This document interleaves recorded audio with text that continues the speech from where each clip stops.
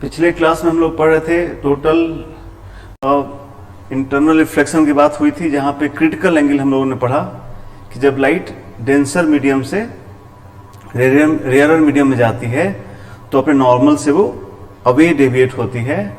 तो एक ऐसा एंगल जो इंसिडेंट एंगल जिससे रिफ्लेक्टेड एंगल 90 डिग्री हो जाए, उसी इंसिडेंट एंगल को हम लोग बोले थे क्रिटिकल एंगल।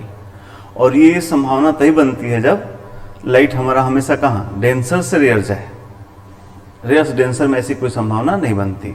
तो हम लोगों ने ये बात की थी कि अगर कोई मीडियम है, ऐसा मीडियम है और वहाँ पर लाइट ये डेंसर मीडियम है, ये रेयरर मीडियम। तो लाइट अगर डेंसर से रेयर ऐसे जाती है, ये अगर ये आईसी हुआ तो लाइट यहाँ से ऐसे ग्रेज कर जाती थी, बात हुआ था, ग्रेजिंग हुआ था।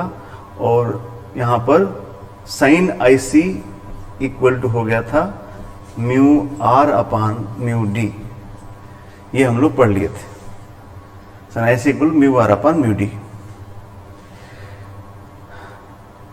अब हम लोग बात करेंगे एक नया बात आज बोल रहे हैं, कल से अलग बात बोल रहे हैं कि जब भी कोई वेव अपना मीडियम बदलेगी तो जैसे ये एक तो पार कर जाएगी, उसको रिफ्लेक्शन कहेंगे, और जो लौट आता है उसको रिफ्लेक्शन कहते हैं।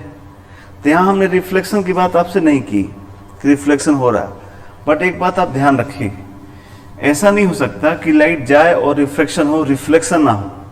अगर एक वेव है, कोई भी वेव, अगर ध्यान रखना से जब भी मीडियम बदलेगी, जैसे हमने लाइट ही मान ली, लाइट एज ए वेव मान लिया, तो लाइट मान ली ऐसे चली जा रही, तो ये घटना रिफ्रैक्शन हो गया। लेकिन जो ही ऐसे जाएगी, कुछ लाइट जरूर यहां से लौट भी आती है हमेशा। भले हम लोग ये अभी जितना पढ़ाई की उसमें रिफ्रैक्शन बात कर रहे थे, पर ध्यान रखिए एक्चुअली रिफ्रैक्शन पढ़ रहे इसलिए हम लोग इस पर ध्यान नहीं देते थे। अदरवाइज ये हो नहीं सकता कि जब लाइट मीडियम बदले, वेव अपना मीडियम बदले, तो उसका कुछ हिस्सा लौट ना आए। ये दोनों ही चीजें होती हैं, रिफ्लेक्शन भी होता है और रिफ्रैक्शन भी होता है। जितना एनर्जी है उसका कुछ हिस्सा रिफ्लेक्ट हो जाता है और कुछ हिस्सा रिफ्रैक्ट हो जाता है। कितना हिस्सा रिफ्लेक्ट और रिफ्रैक्ट होता है इसका भी पढ़ाई है, और ये हमारे सिलेबस की ही बात है हम लोग। लेकिन जब वेव और डिटेल पढ़ेंगे, अभी तो लाइट को वेव मानकर नेचर उसका पढ़ रहे हैं। अदरवाइज जब पूरा वेव चैप्टर आपको पढ़ाया जाएगा तो आपको ये भी निकाल सकते हैं कि जितनी एनर्जी इंसिडेंट हुई है उसमें से कितना एनर्जी लौट आई है, कितना एनर्जी पार कर गई, यह हम लोग हमेशा जान सकते हैं। तो इस तरह से लौट आने को बोला जाता है इंटरनल रिफ्लेक्शन। इस घटना को बोलते हैं इंटरनल रिफ्लेक्शन। किस घटना को? कि जब लाइट मीडियम अपना बदले तो कुछ हिस्सा उसका लौट आए, उसी मीडियम में लौट आए। ये और प्योर रिफ्लेक्शन तब बोलते हैं जब ये मिरर हो। मिरर होगा तो पूरा 100% रिफ्लेक्ट कर जाता है, बट अगर मीडियम चेंज हो रहा तो कुछ ही हिस्सा लौट आता है, उसको बोलते हैं इंटरनल रिफ्लेक्शन। ये हो गया रिफ्रैक्शन, ठीक बात है। तो अब हम लोग आज बात करने जा रहे हैं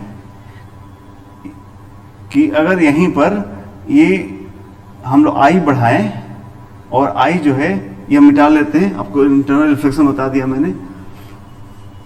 अगर आई आज हम लोग बात करने जा रहे हैं कि अगर मान लीजिए ऐसा हमारा ये मीडियम हुआ और आज डेंसर से रेयर की तरफ मीडियम जा रहा है, लाइट जा रही है, तो लाइट अगर आईसी से ज्यादा पे गिर गई, ये जो आई है, आई हम लोग आई जो है आईसी से ज्यादा ले रहे हैं, आईसी पे ये हुआ, आईसी पे गिरने से ये ग्रेजिंग हो रहा था, और यहां पर रिफ्लेक्शन हो रहा होगा, नहीं हो रहा होगा। लेकिन आज अगर आई को आईसी से ज्यादा ले लें तब क्या होगा? तो लाइट ग्रेजिंग का अंदर आ जाएगी, और अंदर आना तो क्या हो गया? रिफ्लेक्शन हो गया।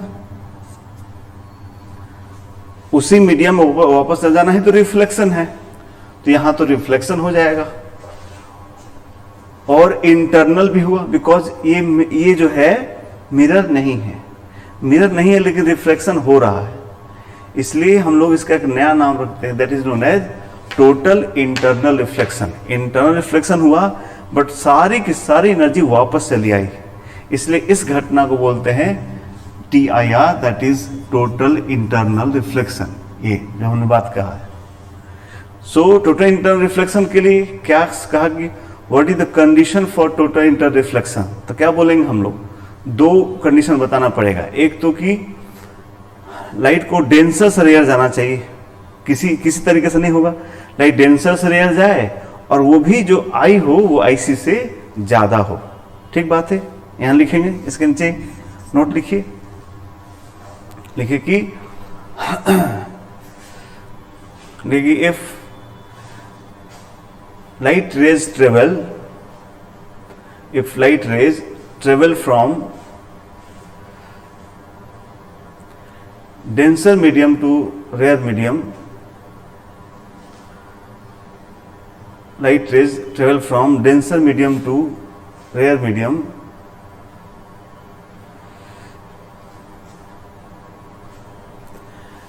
and the angle of incidence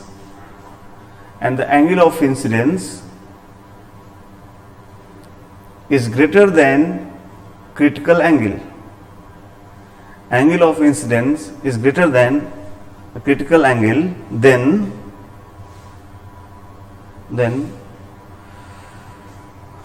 100% energy, 100% light energy, 100% light energy is reflected back. 100% light energy is reflected back again in reflected back in, सीधे लिखिए, reflected back in denser medium. 100% light energy reflected back in denser medium.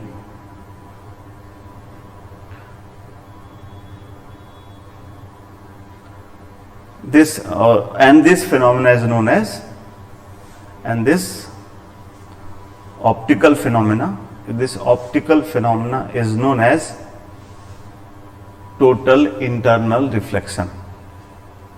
This optical phenomena is known as total internal reflection. So क्या क्या condition हुआ, TIR होने का condition क्या क्या हुआ, तो कंडीशन हुआ दो। पहला कंडीशन हुआ कि डेंसर से लाइट रेयर में जाए, पहला बात, लाइट को डेंसर से रेयर जाना होगा, और दूसरा बात कि जो इंसिडेंट एंगल होगा वो बड़ा होना चाहिए, किससे, IC से, बराबर भी नहीं, बड़ा होना चाहिए, तभी लौटेगा। और फिर ये एंगल कितना होगा, ये एंगल कितना होगा, फिर भी I होगा, रिफ्लेक्शन होगा, तो सारे रिफ्लेक्शन के लॉज वैलिड हैं, वही उनको हम फॉलो करके चलेंगे।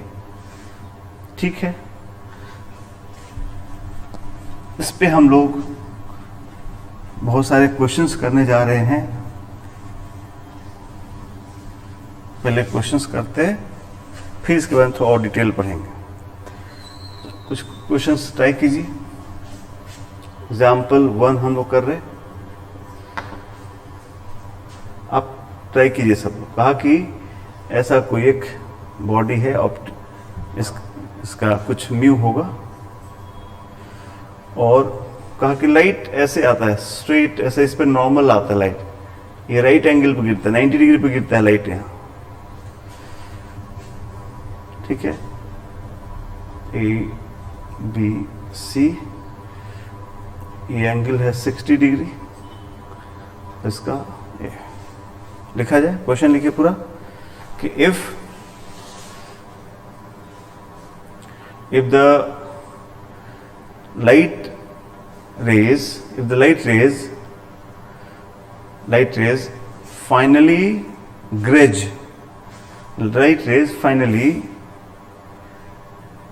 graze the surface AC, light rays finally graze the surface AC, then find refractive index of Then find the refractive index of the prism ABC. Prism से आपको क्या मतलब, अपना कॉन्सेप्ट लगाइए. Refractive index of the prism ABC. कीजिए अपने सब लोग इसको.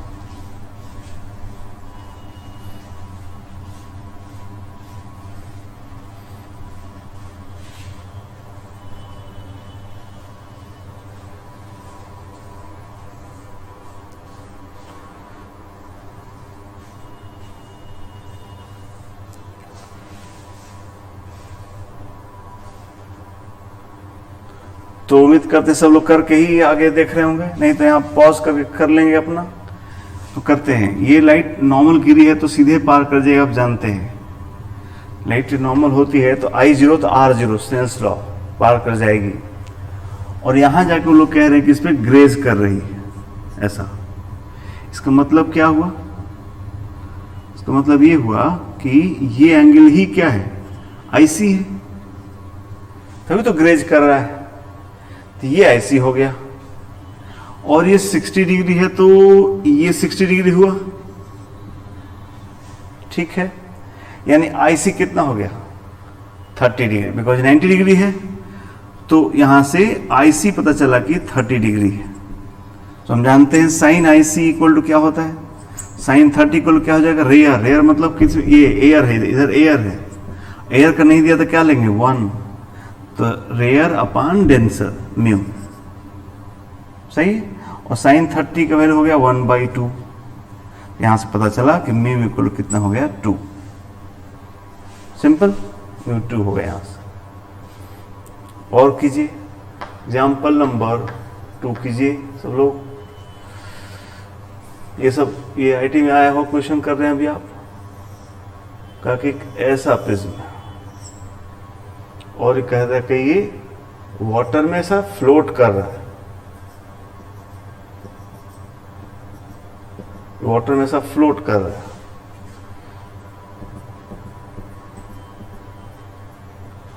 कहा इस पे वर्टिकली सन रेज गिर रही है, वर्टिकली सन रेज गिर रही है. नाम रख दिया है ABC. और ये एंगल दिया हुआ है थीटा, एंगल थीटा गिवन है. लिखा जाए कि find the value of mu. आपको दिया है सर, ये कांच का म्यू दिया 3/2, वाटर का दिया है 4/3. ठीक है, तो लिखिए find the value of angle theta, find the value of angle theta such that angle theta such that no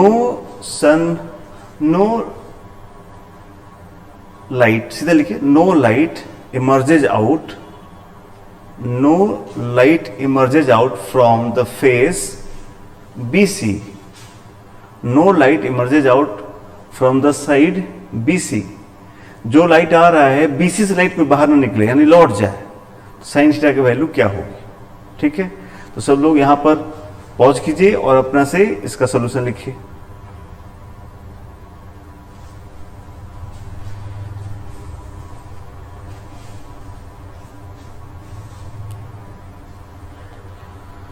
तो उम्मीद करते हैं सब लोग यहां करके ही आगे बढ़े होंगे. हम सॉल्यूशन लिख रहे हैं, अपना सॉल्यूशन मैच कराइए. कोई एक रे लेते हैं, सब तो एक ही जैसा रे गिरा. जैसे ये रे लिया तो सीधे आके यहां टकराएगा और इधर ना निकले. मतलब क्या हो, बहुत हो तो ये ग्रेज हो जाए या फिर लौट आए, यही हो सकता है. तो ये यहां का नॉर्मल खींचा गया. अब ये इंसिडेंट एंगल है, ये थीटा है तो ये भी थीटा ही होगा. कैसे पता चला थीटा होगा, तो ये थीटा है तो 90 में थीटा होते थीटा होगा. तो आप चाहते हो कि लाइट इधर न जाए, भले ग्रेज हो जाए या फिर क्या हो, लौट आए. यानी थीटा जो है IC से बड़ा होना चाहिए, या जो थीटा हो ग्रेटर देन और इक्वल टू क्या, IC होगा तभी इसमें ग्रेज कर जाएगा. इधर ना, इमर्जेज आउट ना हो, इसे बाहर ना निकले, इस पे ग्रेज कर सकता है, पानी में ना निकले. तो इक्वलिटी होगा तो ग्रेज कर जाएगा और बड़ा होगा तो लौट आएगा, यही चीज चाहते हैं, बस हो गया। तो ये आंसर इक्वलिटी में नहीं इनइक्वलिटी में दिया भी था, और साइन और इसलिए यहां से हम थीटा के ग्रेटर देन क्या लिख सकते हैं, और साइन आई सी क्या हो जाए जानते हैं आप, रेयर अपॉन डेंसर। यहाँ डेंसर कौन है 3/2, रेयर कौन है 4/3। तो इसलिए sine i c equal to, sine i c equal कितना होगा बताइए पहले, साइन आई सी इक्वल क्या होगा, रेयर मतलब 4/3, डेंसर मतलब 3/2, यानी हो गया 8/9 sign i C. So I c equal क्या लिख सकते हैं, कैसे लिखा जाता है मैथ में, sine inverse 8/9। So this is our answer. ठीक है, ये और करेंगे हम लोग, ITS और क्वेश्चन करने जा रहे हैं।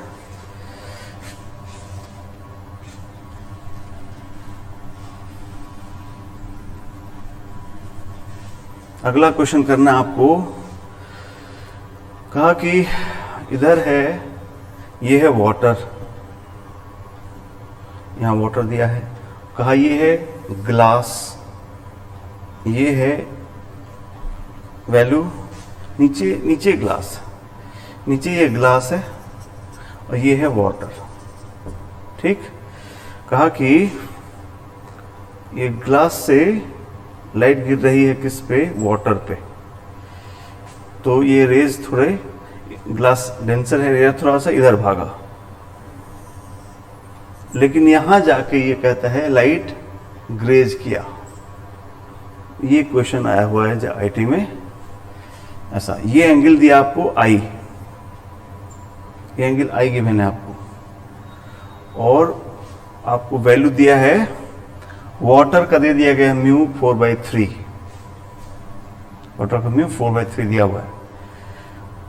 कहा कि ग्लास का रिफ्रैक्टिव इंडेक्स बताइए, find refractive index of glass, find refractive index of glass. ये जो सिचुएशन है इसके हिसाब से आई के टर्म्स में आंसर ऑप्शन में आई दिया हुआ है, तो आई के टर्म्स में आपको रिफ्रैक्टिव इंडेक्स ऑफ ग्लास बताना है। यहां कीजिए सब लोग,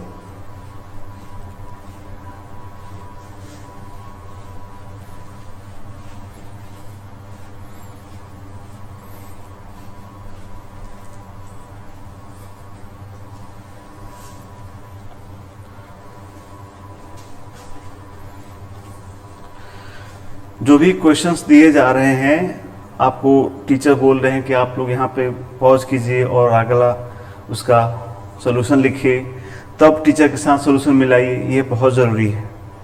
आप एक सिंसियर स्टूडेंट हैं और जो टीचर आपका कह रहा है उसको फॉलो करना आपके लिए बहुत ज़रूरी है, क्योंकि सिर्फ हमारे क्वेश्चंस करने और सॉल्यूशन लिखने से आपको कोई फ़ायदा नहीं होगा। ये तो सभी बुक्स में लिखा हुआ है, सारे बुक्स में लिखा हुआ है। जो कहीं जब जेई आस्क्ड है, ये क्वेश्चन आया हुआ है, तो कोई ना कोई बुक में दिया होगा, उसका सॉल्यूशन में दिया होगा, फिर तो यहाँ पढ़ने कोई मतलब नहीं है।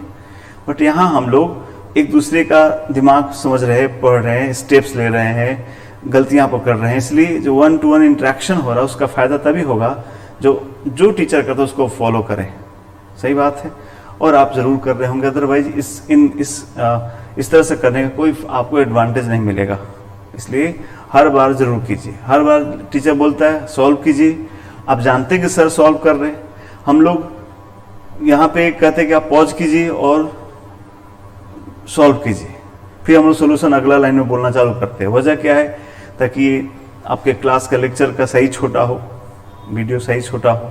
आप तो पॉज कर ही सकते हैं, इससे आपको इसका लेक्चर को पढ़ना आसान होगा, कम समय में हो जाएगा आपका काम, कम मेमोरी यूज होगी। इसलिए ये सब चीज़ें आप ज़रूर फॉलो कीजिए जो टीचर आपको इंस्ट्रक्शन देता है। चलिए, तो आपने यहाँ सोल्यूशन निकाल दिए होंगे, तब आगे बढ़े होंगे। सोल्यूशन हम लिख रहे हैं आपके लिए यहाँ से। सोल्यूशन क्या होगा, अब यहाँ ग्रेज किया तो ये जरूर क्या होगा, आईसी होगा, तभी ग्रेज किया है। और यहाँ से साइन आईसी इक्वल टू क्या हो जाएगा, तो ये एयर है, तो ये डेंसस रे इधर वाटर से एयर गया, तो ये रेयर मतलब 1, तो 1/μ, म्यू मतलब 4/3, साइन आई सी की वैल्यू हुई 1/4/3। अब ये आई सी है तो ये एंगल भी कितना होगा, आई सी ही होगा। बस तुमको यहाँ स्नेल्स लॉ लगा देना है। तो यहाँ से अब हम ग्लास से वाटर के लिए स्नेल्स लॉ लगा रहे हैं, तो कितना हो जाएगा कि म्यू ग्लास ये निकालना था into sine i is equal to water का कितना था 4/3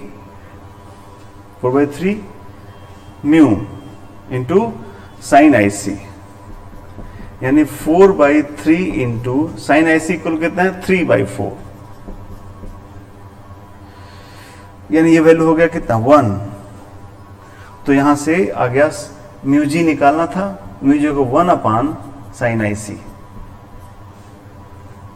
साइन आई 1/sin आई माने कॉस आई, कोसेक आई, तो म्यू जी हो गया कोसेक आई। ये ठीक है, ये अपना आंसर आ गया होगा। अब यहां पर आपसे एक बात करना चाहते हैं, ये 1 आ गया तो क्या यहाँ पे कुछ बात था जो पहले से पता होता? तो हाँ, एक बहुत इंपॉर्टेंट बात है जो आपको जानना है। एक नोट लिखने जा रहे हैं, सब लोग समझेंगे। ये चीज हमेशा डायरेक्ट यूज करेंगे। इस कॉन्सेप्ट पर जे पता नहीं कितना बार क्वेश्चन पूछा है, आपको करके दिखाते, कई क्वेश्चन करके दिखाएंगे। कहते हैं कि अगर मान लीजिए कई फ्लैट सरफेसेज, ध्यान रहिए सभी फ्लैट होने चाहिए, फ्लैट और एक दूसरे के पैरेलल, अलग अलग मीडियम हो गया। यहाँ पे μ1 है, ये μ2 है, ये μ3 है, μ4 है, μ5 है एंड सो ऑन। एक दूसरे सभी सब फ्लैट होने चाहिए और एक दूसरे के पैरेलल होना चाहिए, अलग अलग मीडियम हो गया। कहता है कि अगर ऐसा होता है तो अगर कोई लाइट ऐसा इंसिडेंट करती है, ऐसा लाइट ऐसा इंसिडेंट करती है तो इसके बाद क्या हो, जरा सोचिए। मान लीजिए इधर चले जाता है, ठीक है, फिर लाइट इधर घूम गई, मान लीजिए लाइट इधर चली गई, मान लीजिए फिर कैसे भी इधर चली गई, तो ऐसे लाइट मूव करती है। तो अगर आप ध्यान देंगे तो देखिए, मान लीजिए ये वैल्यू आई हुई, ये हो गई R1। जब ये R1 हुई तो ये भी तो R1 होगा, सही बात है। अच्छा, ये हुआ R2 तो ये भी, ये एंगल भी कितना होगा R2, अल्टरनेट एंगल। अगर ये हुआ R3 तो यहां भी एंगल कितना आएगा, R3 ही आएगा, अल्टरनेट, R1 तो R1, R2 तो R2, ऐसा होगा। अब स्नेल्स लॉ लिखेंगे तो अब क्या लिखेंगे, यहां लिखेंगे कि μ1 sin I इक्वल टू क्या, μ2 sin R1, ये लिखेंगे। और फिर ये तो स्नेल्स लॉ इस सरफेस के लिए हो गया।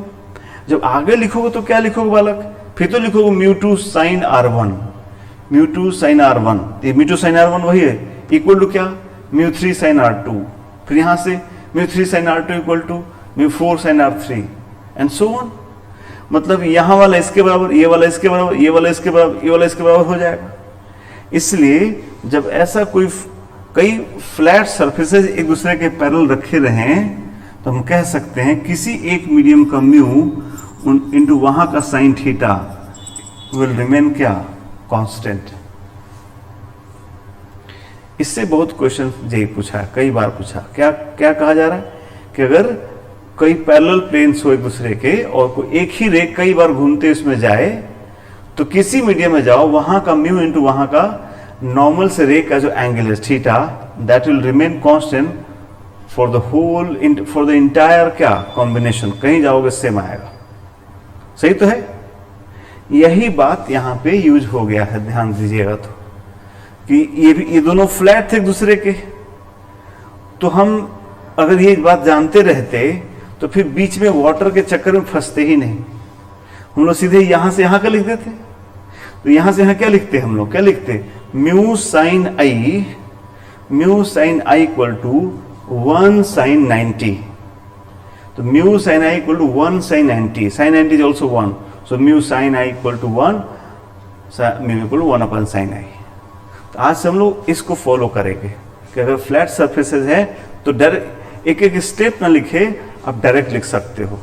जैसे अब इस कॉन्सेप्ट में हम आपको क्वेश्चन देते हैं, करके दिखाइए सब लोग।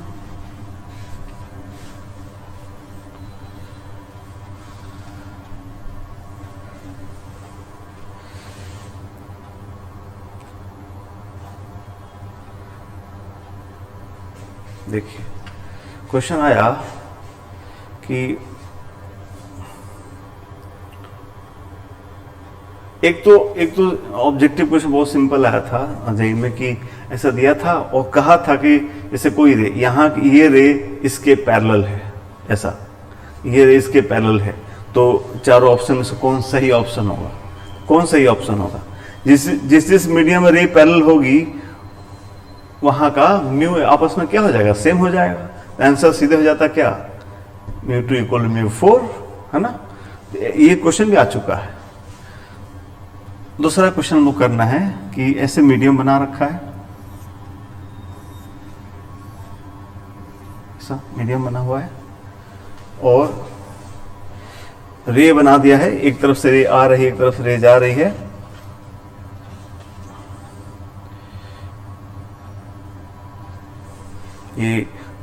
ये कहता है कि यहां से रे ऐसे आई, 2017 एडवांस का क्वेश्चन है। कहा कि रे यहां से एंटर करी, एक जगह से रे ऐसा थीटा से एंटर करी, ठीक है।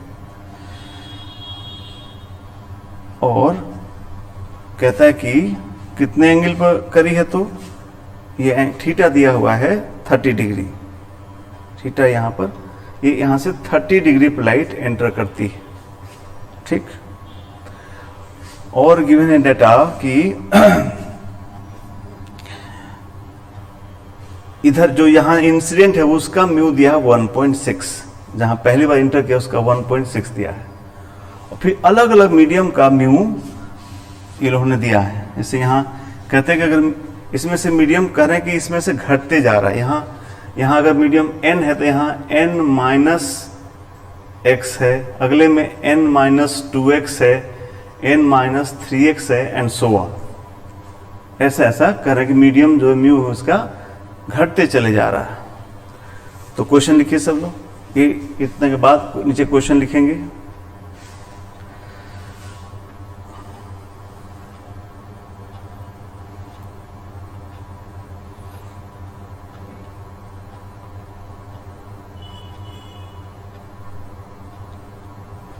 लिखा जाए, इफ द रे is refracted out, ray is refracted out parallel to the interface,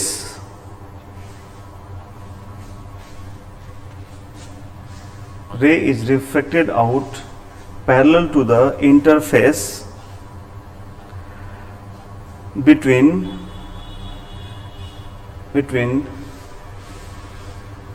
m minus 1 and mth, m minus 1th and mth.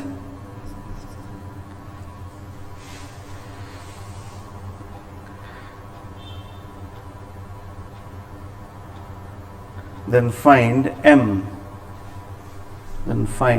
2017 advance का क्वेश्चन। ये फर्स्ट है, ये सेकंड है, थर्ड है, ऐसा दिया हुआ, लिखा हुआ सब बात है।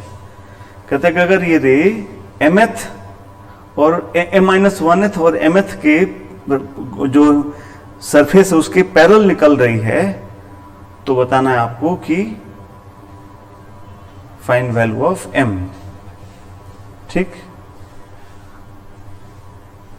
कीजिए तो एक बार कोशिश कीजिए, तो कैसे करेंगे और कैसे n घट रहा दे दिया आपको।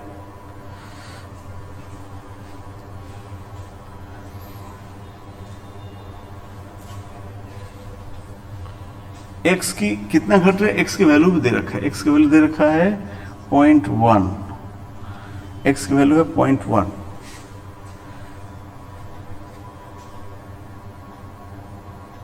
जो x घट रहा है 0.1 है।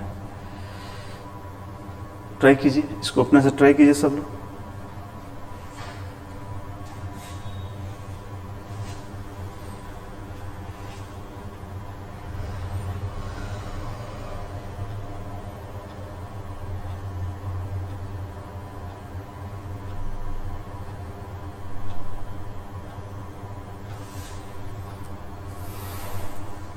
उम्मीद है सब लोग कर लिए होंगे, हमारे साथ कर रहे होंगे। किया जाए तो फिर हम लोग पता लगाए ये कहीं पर जहां मान ली बालक ये m-1th हो गया, ये m-1 हो गया, ये हो गया mth, नहीं कहीं पे मानते हैं।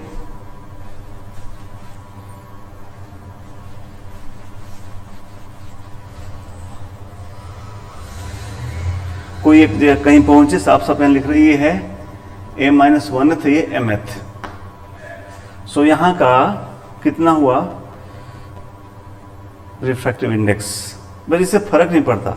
यहां तो ये फाइनली ग्रेज कर ही रहा है ना, लाइट इस पे ग्रेज कर रहा है, यानी हम लोग सीधे यहां से यहां का लिख सकते हैं। तो लिखा जाए, तो यहां क्या लिखा जाए, यहां वैल्यू क्या लिखेंगे, लिखेंगे हम लोग 1.6 sin 30, 1.6 sin 30 इक्वल टू क्या, अब mth वाले का अराई, बीच में इधर पढ़ने से कोई मतलब ही नहीं, सीधे हम लोग इसमें ग्रेज हो रहा तो यहां चले हैं, mth का कितना हो जाएगा, तो अगर इसमें घटाते चले जाए कितना कितना होता है, n की वैल्यू क्या लेना है 1.6, n की वैल्यू लेना है, ये n दिया है 1.6, तो 1.6 माइनस mth में है हम लोग, जैसे फर्स्ट में 1x है, सेकेंड में 2x है, तो mth में mx होगा, m इंटू 0.1 साइन कितना 90 डिग्री, बस हो गया, यहां से आंसर है, हो गया कितना 0.8 is equal to 1.6 minus 0.1 into m, sine 91 हो गया। तो हो गया 0.1 m, या पॉइंट सब हट गया सब जगह से, m इधर आ गया, तो m हो गया 16 minus 8 that is 8, so answer हो गया 8। शायद आपको पता होगा एडवांस में इंटीजर टाइप क्वेश्चन आता है, इसके आंसर 1 से 9 के बीच में रहते हैं, तो ये इंटीजर टाइप क्वेश्चन 2017 एडवांस का है, इसमें आंसर इंटीजर कितना जाएगा 8। तो अगर हम वो वाला कॉन्सेप्ट यूज करते सीधी बात खत्म, अदरवाइज बीच में इतना बेवकूफ बनाया कि आदमी देख के डर जाए कि क्या दिया है, बट हमको पता है कि ये जब पैरेलल है तो सीधे यहां से यहां की बात करेंगे, आंसर लिखेंगे हम, ठीक है। एक ये क्वेश्चन किया और करते हैं हम लोग,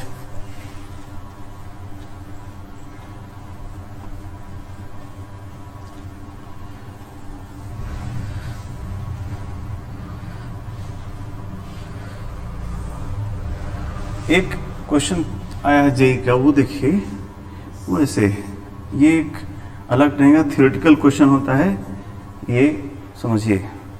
कहा है कि एक ये डेंसर मीडियम है, रेयर मीडियम है, कहा कि लाइट, अब ये कहने जरूरत नहीं है, डेंसर मीडियम उसमें कहा नहीं है क्वेश्चन में, बट ऐसे रे बनाया है और ऐसे ग्रेजिंग बनाया है, तो इसमें कहने की जरूरत ही नहीं है कौन डेंसर कौन रेयर है।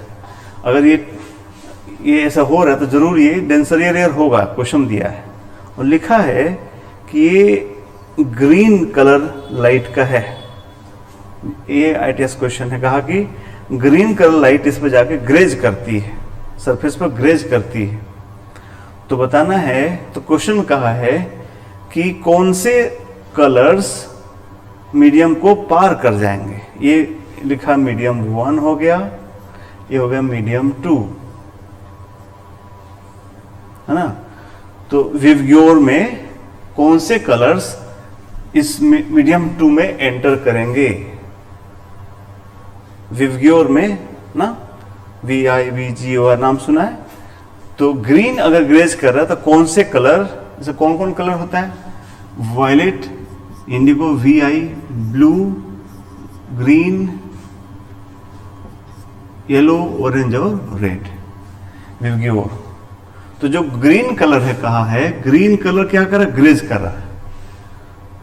तो 3 इधर बचे, VIB इधर, YOR, तो ऑप्शन में वही सब दिया है। आप लोग खुद बताओ कि इसमें से कौन से कलर मीडियम 2 में जाएंगे। लिख दीजिए नीचे कि which colours from visible range of light, which colours from visible range of light will enter the medium 2, will enter the medium 2। Which colour from the visible range will enter the medium two, कीजिए अपने से सब लोग करिए। उम्मीद करते हैं सब लोग सोच के अब मेरा सोल्यूशन देख रहे होंगे। तो हम लोग कैसे सोचेंगे, ऐसे सोचेंगे कि ग्रीन कलर के लिए ये क्या हो गया, आईसी हो गया। लाइट तो इसी पे गिर रही है, इसी आईसी पे गिराना है, सभी कलर को भी इसी लाइट पे गिराना, इसी एंगल पे गिराना है। अब ग्रीन के लिए आईसी ये मीडियम हुआ। अच्छा, साइन आईसी इक्वल होता है कितना, साइन आईसी इक्वल टू कितना होता है 1/μ। और आपको जिस दिन हम रिफ्रैक्टिव इंडेक्स स्टार्ट के पढ़ाना, वहां आपको पढ़ाए थे कि mu inversely proportional to lambda पढ़ाया गया था आपको। जिसका वेवलेंथ ज्यादा होता है उसके लिए म्यू कम होता है। वेवलेंथ ज्यादा सबसे कौन होता है, ये सबसे इधर की तरफ, ये है वेवलेंथ का ये रेंज है। सबसे छोटा वेवलेंथ वायलेट का, सबसे बड़ा वेवलेंथ रेड का होता है। तो बालक ग्रीन पे सोचो, ग्रीन का तो ये आईसी हो गया। अब कौन क्या होगा, देखो ऐसे क्वेश्चन में लेमडा बढ़ेगा तो क्या होगा, सब ऐसा ना सोच के किसी एक को टेस्ट कर लेना चाहिए। अब पता है कि या तो आंसर हमारा YOR है, चाहे आंसर VIB है। जब पूरे फिजिक्स में सबसे स्मार्ट तरीका हो क्वेश्चन तेज करने का, जब कहीं ऐसा सिचुएशन फंसे जहां पता है कि या तो ये होगा या ये होगा, तो डोंट सॉल्व, चेक। ये ट्रिक है तेज सॉल्व करने का, कि कोई एक चेक कर लो, वो सही हो गया तो खुश हो जाओ, नहीं तो और खुश हो जाओ, क्योंकि बिना चेक के दूसरा आंसर आ चुका होगा। जैसे हम लोग चेक कर लेते हैं, ये येलो का चेक कर लेते हैं, तो येलो का क्या होगा, देखो येलो है तो येलो का वेवलेंथ ज्यादा है, तो वेवलेंथ ज्यादा होगा तो म्यू कम होगा, म्यू कम होगा तो आईसी क्या होगा, ज्यादा होगा, आईसी ज्यादा होगा। किसके लिए, येलो कलर के लिए आईसी ज्यादा होगा। तो आई तो हमारा इतना ही गिरा है, हम तो इसी एंगल पर गिराए हैं, लेकिन येलो कलर के लिए आईसी ज्यादा है, मतलब आईसी उसका आईसी इतना होगा और आई तो इतना ही गिरा है। इसका मतलब येलो कलर के लिए जो ये लाइट है वो आईसी से कम पे गिर रहा है। कम पे गिर रहा तो क्या होगा, कम से गिरने से TIR नहीं होगा, क्या करेगा, पार कर जाएगा, बस बात खत्म। यानी येलो ऑरेंज रेड क्या करेंगे, पार कर जाएंगे, और वॉयलेट इंडिगो ब्लू लौट आएंगे। जरा क्लास चल रहा है इसलिए हम लोग जरा सा एक बार इसको भी सोचते हैं, जरा सा कि ब्लू के बारे में सोचते हैं, कैसे ब्लू लौट आएगा। सोचा जाए ब्लू, तो ब्लू का वेवलेंथ कम होता है, वेवलेंथ लेमडा कम हुआ तो म्यू ज्यादा हुआ, म्यू ज्यादा हुआ तो आईसी कम हुआ। मतलब आपने इतना लाइट पे गिराया है ना, ब्लू कलर के लिए आईसी इतना ही होगा, यही आईसी है। तो अभी क्या हो गया, लाइट आईसी से ज्यादा पे गिरा है, ज्यादा गिरा तो क्या होगा, लौट आएगा। इसलिए आंसर क्या हो गया, VIB will return back and YOR will enter the medium, rare medium 2। सही है, ये वेवलेंथ वाला एक क्वेश्चन आपको करा दिया। ओके, ये नोट कर लिए होंगे आप लोग।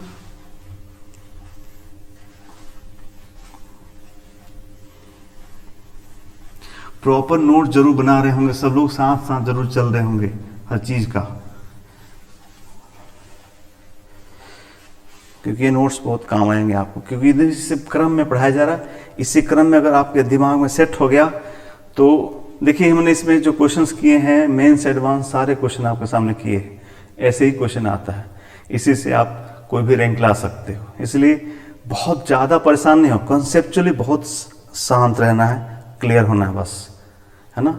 बाकी तो आप प्रैक्टिस करते हो तो आपको ट्रिक्स खुद से डेवलप होता है, इसलिए प्रॉपर नोट आपका होना चाहिए, ठीक है।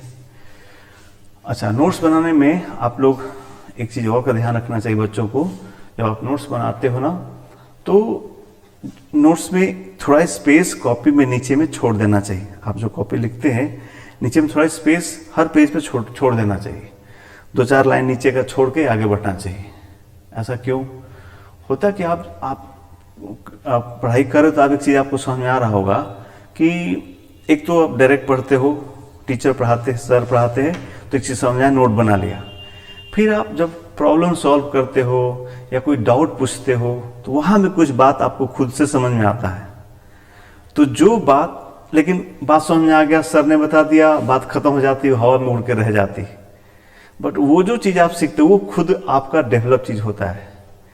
तो वो जो कॉन्सेप्ट आपने खुद से सीखा, सर से पूछा, डाउट में सीखा, उसको ला के वापस कॉपी में वहां नोट कीजिए, जो उस कॉन्टेक्स्ट में हो, जिस पेज में वो चीज पढ़ाई उससे के नीचे नोट करेंगे, तो आपकी जो नोट्स होगी एनरिच हो जाएगी।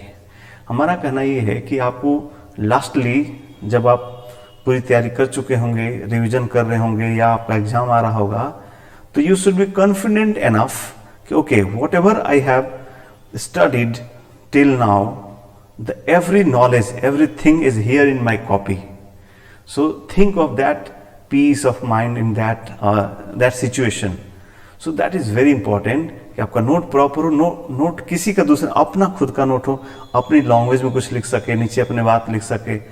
तो फिर बुक से, सर से, टेस्ट से जो जानकारी उठता है ला के अगर आप नोट्स में लिख लेते हैं तो आप शांत रहेंगे, मुझे तो कोई दिक्कत है, मेरा नोट्स से मैं पढ़ लूंगा, मेरा सर आज रिवाइज हो जाएगा। अदरवाइज जो लोग इस तरह से नहीं सोचते, जो अपने आप को इतना प्लान करके नहीं चलते हैं, जब भी एग्जाम आता घबरा जाते हैं, कौन सा बुक पढ़े। मैंने I have every year I face this question कि सर कौन सा बुक पढ़ना चाहिए, क्या रिवीजन आ गया तो मुझे क्या करना चाहिए।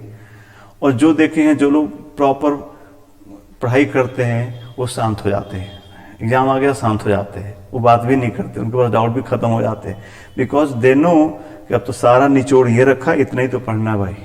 सो ये शुरू से ही आपको ये प्लानिंग करनी चाहिए। उम्मीद करते हैं आप इसको फॉलो करेंगे। चलिए, अभी मैं आपके लिए बहुत बेहतरीन क्वेश्चन करने जा रहा हूँ।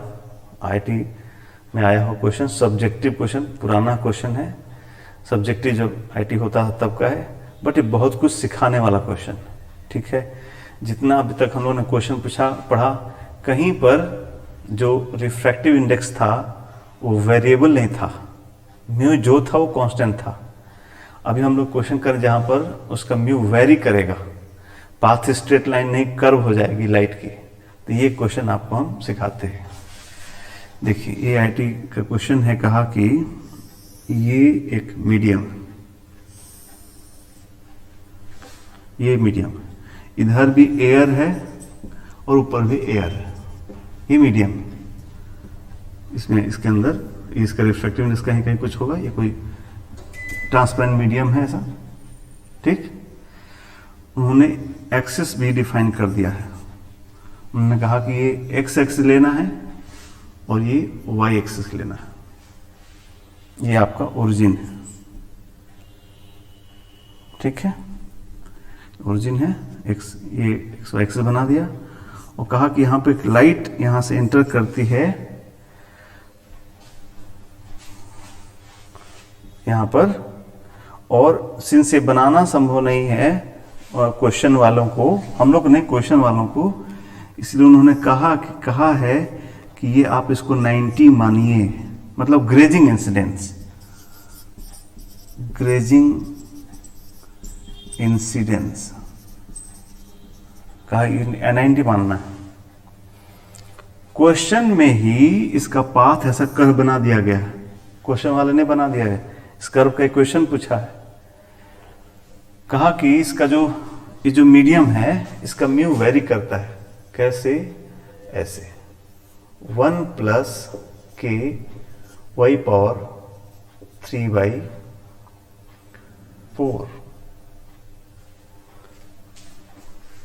इस तरह से के वेरी करता है, इसका के वेरिएबल है इसका ऐसा। तो और क्वेश्चन में एक ऐसा पॉइंट बना हुआ है जिसपे ऐसा पॉइंट पी कहा गया है, वहां पे ऐसा x, y लिखा हुआ है, जो क्वेश्चन दिया है वो बना रहे हम, ऐसा कर दिया है, ऐसा कर दिया है।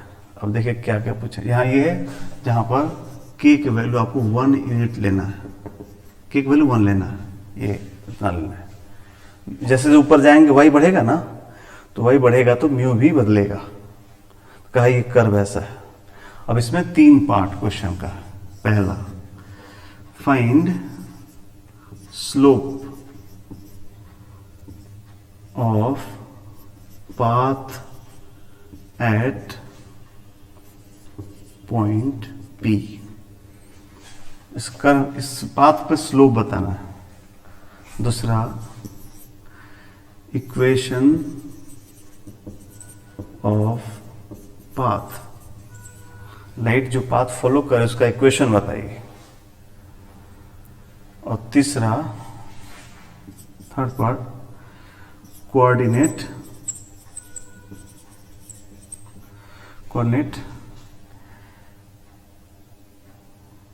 from which light will emerge out। Light जहां से निकलेगी उस पॉइंट का कोऑर्डिनेट बताना है। ये थिकनेस दे दिया है 1 मीटर, ये 1 मीटर थिकनेस दिया हुआ है, और लाइट जहां से यहां से निकल रही है उस पॉइंट का कोऑर्डिनेट बताना है। ठीक है,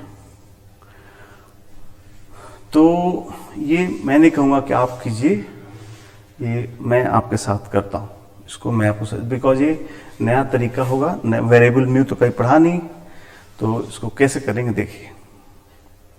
एक्चुअली जेई ने ये क्वेश्चन देके ये सिखाया, ये स्टेप्स सिखाया है जेई ने कि इस स्टेप को फॉलो करोगे तो आपके आंसर्स आ जाएंगे। कहते कि अगर स्लोप निकाल लोगे तो कर्व निकल जाएगा, कर्व निकाल लोगे तो y कोऑर्डिनेट दिए हैं तो x कोऑर्डिनेट निकल जाएगा। तो ये एक तरीके से तीनों स्टेप सिखाया था आईटी ने कि आप इनको करो तो आप सीख जाओगे। इसके पहले कभी भी वेरिएबल रिफ्रैक्टिव इंडेक्स का क्वेश्चन नहीं होता था, ये पहली बार आया और इसने सिखाया सबको। तो हम लोग सीखते हैं, करते हैं, हमारे साथ सीखेंगे क्वेश्चन पे। ऐसा क्वेश्चन कभी आया तो कीजिएगा। इन्होंने कहा कि पहले यहाँ पे आप स्लोप निकालो। आप स्लोप जानते होता है टेन थीटा, वहाँ जो टेंजेंट खींची जाती है, ऐसा अगर यहाँ पर हम टेंजेंट ये टेंजेंट खींचे तो जो ये थीटा बनाता है, टेन थीटा अपना स्लोप कहलाता है, सब जानते हैं। और dy by d x equal tan theta होता है, डी बाई डी एक्स को ही स्लोप कहा जाता है। सो ये बात है। तो पहला हम लोग को करते हैं।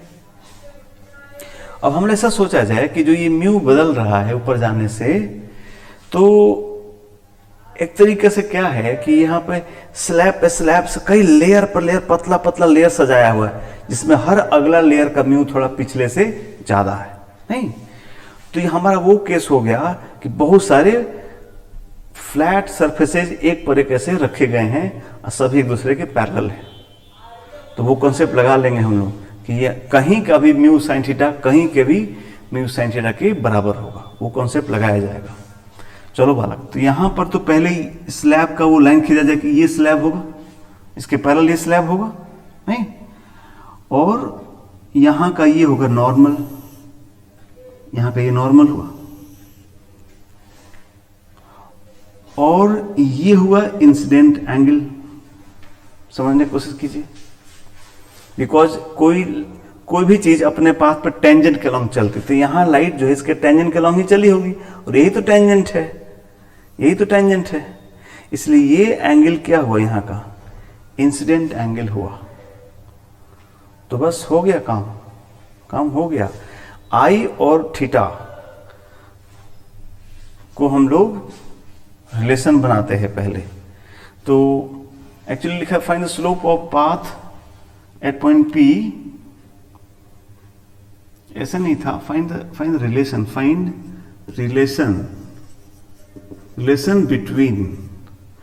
Relation between slope of path at point P and incident angle and i. Slope और आई में रिलेशन लिखो, पहला पॉइंट ए था। तो हम लोग का रिलेशन हो गया। पहला क्या कि आई और थीटा में रिलेशन लिखो। तो क्या लिखे बालक, इस ट्रायंगल में देखो, लिख सकते हैं हम लोग I plus theta equal to 90 degree, I plus theta equal 90 degree. So theta equal कितना होगा, 90 माइनस आई हो गया, सही बात, 90 माइनस आई हो गया। और हमको तो थीटा नहीं, हमको चाहिए क्या, स्लोप मतलब tan थीटा, हम दोनों साइड का tan ले लिया जाए। सो tan थीटा हो गया tan 90 minus I, that is cot I. So tan theta equal to cot I, tan 90 theta is cot theta. तो पार्ट ए अपना हो गया कि हम लोगों ने टैन थीटा और आई, थीटा और आई, स्लोप और आई में रिलेशन लिख दिया। ठीक, ये पार्ट हो गया। अब कह रहा कि अगर ये निकल जाएगा तो अब क्या कर लो, इक्वेशन निकालो। तो स्लोप इक्वल होता है dy बाई डी एक्स, वहां से हम निकाल लेंगे पाथ ना। चलो, तो ये रिलेशन यूज करना, tan theta equal to cot I. ठीक बात है। चलिए, तो ये पार्ट हमारा, ये पार्ट हम लोगों ने कर लिया। अब हम निकालने जा रहे हैं इक्वेशन। ये आप लोग नोट, यहाँ से ये तो आप लोग नोट किए ही होंगे, हम मिटा लेते हैं, आपके पास नोट है, हमें भी याद है तो हम यहाँ लिख देंगे। तो पहला पार्ट हो गया कि निकल गया। अब हम यहाँ का स्लोप, तो tan थीटा हम लोग बी पार्ट कर रहे हैं, tan थीटा क्या लिख सकते हैं हम लोग, dy बाई डी एक्स लिख सकते हैं। So dy by d x कितना हो गया, cot I, tan theta equal to dy by d x, cot I. अब बालक y इक्वेशन लिखाने का मतलब क्या हुआ, y x में रिलेशन लिखना। इसके लिए हमको ये कॉट आई को हटाना होगा, कॉट आई को एक्स वाई में लिखना पड़ेगा। अब उसको कैसे लिखेंगे, तो अब स्नेल्स लॉ लगाएंगे हम। स्नेल्स लॉ लगा, यहाँ से यहाँ का सीधे लगा देंगे, यहाँ से सीधे यहाँ का लगा दिया जाए, यहाँ से यहाँ का सीधे लगा दिया जाए। तो बोलो, यहाँ से स्नेल्स लॉ यहाँ का लगा दिया जाए तो कितना हो जाएगा। अब इधर तो एयर था तो 1 sin 90 इज इक्वल टू वहां का जो म्यू है, यहां से y दूरी म्यू तो यही है, y इंटू क्या, साइन आई। सही बात, वहां का साइन आई आ गया। अब क्या करेंगे हम, तो यहां से हमारा साइन आ गया तो कॉट आई निकाल लेंगे। साइन आई आ गया 1 अपान म्यू, देख रहे 1 हो गया। 1 अपान म्यू मतलब 1 upon root over 1 plus y power 3/4। और साइन आई पता है तो कॉट आई निकालेंगे। कैसे निकालते हैं साइन आई से कॉट आई, राइट एंगल ट्रायंगल बनाते हैं, पाइथागोरस यूज करते हैं।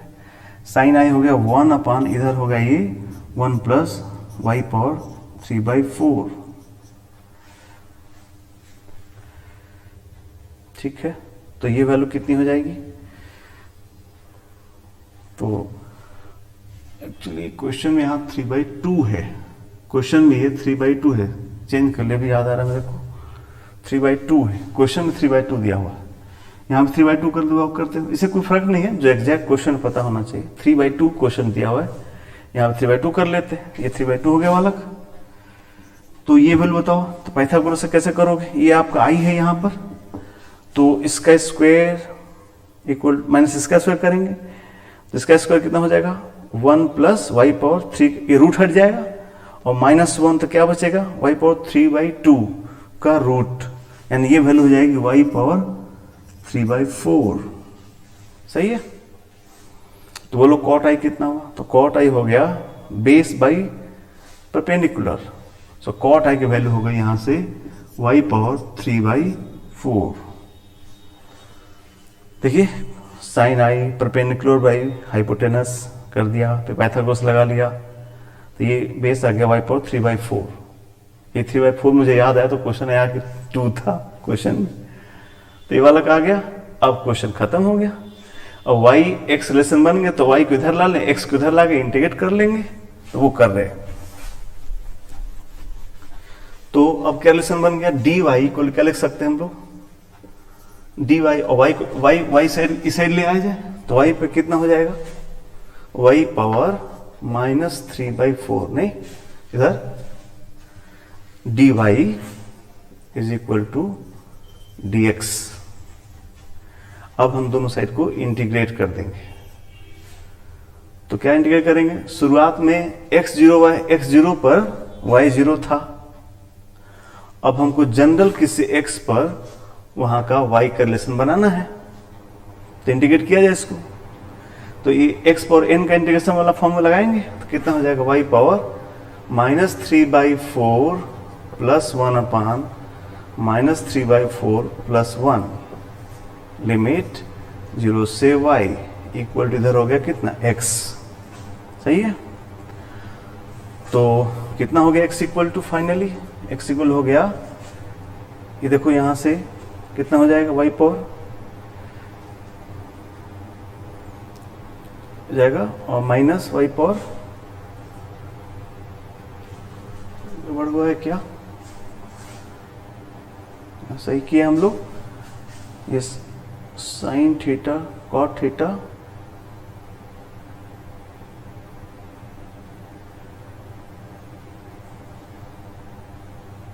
यहाँ सब सही चल रहा है अपना। साइन म्यू साइन आई और 1 हो गया, 1 बाई म्यू हो गया, 1 अपॉन म्यू कर लिया हम लोगों ने, स्क्वायर किया तो कितना आ गया?